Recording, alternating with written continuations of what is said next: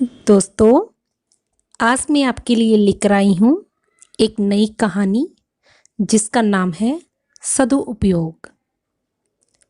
एक बार की बात है, महात्मा बुद्ध अपने आश्रम में बैठे थे। उनके पास उनका एक भिक्षुक आया और हाथ जोड़कर उन्हें नमन किया।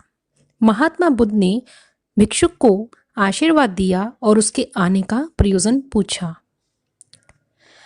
भिक्षुक ने विनती की, महात्मन, मेरा वस्त्र फट चुका है और मुझे नए वस्त्र की आवश्यकता है। महात्मा बुद्ध ने भिक्षुक की ओर ध्यान से देखा।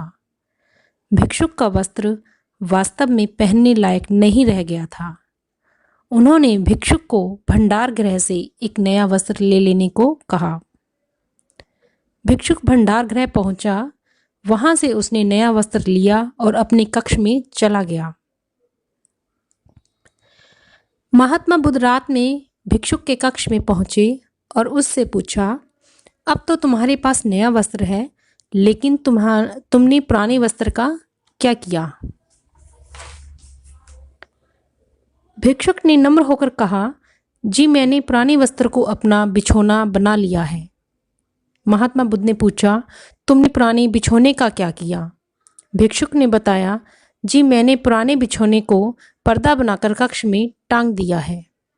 महात्मा बुद्ध ने पूछा, और तुमने पुराने पर्दे का क्या किया? तब भिक्षुक ने जवाब दिया, जी मैंने पुराने पर्दे से रसोई घर में बर्तन पकड़ता हूँ।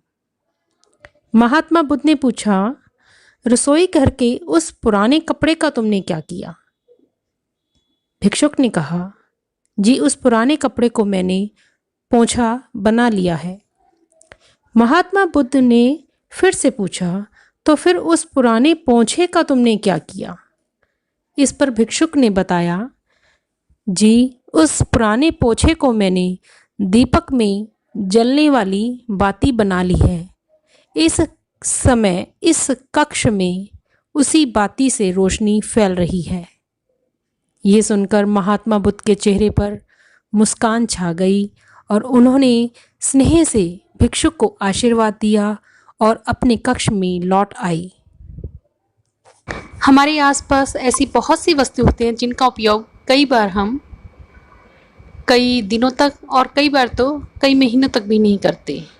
इस कहानी के जरिए हमें इसी बात की शिक्षा मिलती है कि हम अपनी वस्तुओं का किस प्रकार से अच्छे से सदुपयोग में लाकर उन चीज़ों को महत्व दे सकते हैं। आशा करती हूँ कहानी आपको अच्छी लगी होगी। वीडियो को लाइक, शेयर एंड सब्सक्राइब करना ना भूलिएगा और जल्द ही मिलती हूँ आपसे एक और नई कहानी लेकर। तब तक के लिए धन्यवाद।